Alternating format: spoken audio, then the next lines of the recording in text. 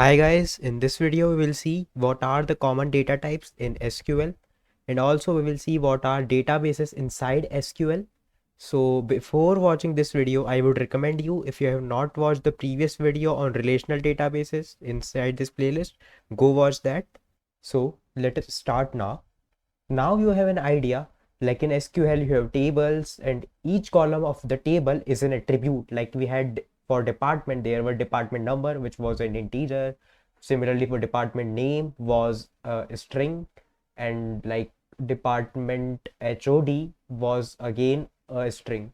So basically, if you don't know what is a string is just a set of characters, or you can say it's just similar to a sentence or word or something like that. So what are the various data types for these columns in SQL? We will see that. So like we have int for integers, we have float for floating point values. By floating point we means decimal numbers like 3.2, 4.8, something like this. And char for a fixed length string, and varchar for a variable length string. So what are the differences between these two? We will just see in a couple of minutes. There is a data type date for storing dates.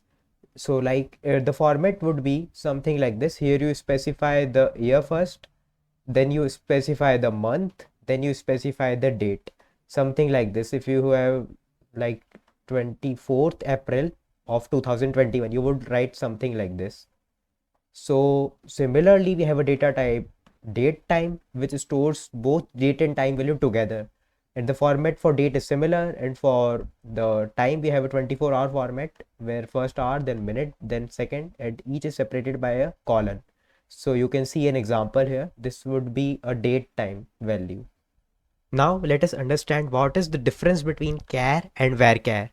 Char actually has a fixed length, and varchar, as the name indicates itself, var means variable, so it has a variable length. So you can just understand with an example, it would be better. Like if you want to store this string apple, so you can see there are 5 characters.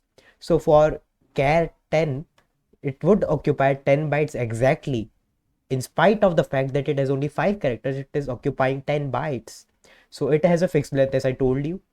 And varchar 10 would occupy only 6 bytes. It is actually the length of the string plus 1. So varchar generally occupies less space, but it is comparatively slower than char. So this is the basic difference between these. And just notice one more thing. Inside the bracket for char and varchar, we write the maximum length of the string which it can store for an attribute.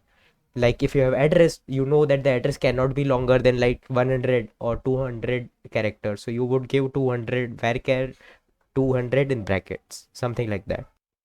Now let us see what are databases or schema inside SQL. So basically database is a collection of related tables, and we also call it schema sometimes. Now let us try to understand it with the help of an example.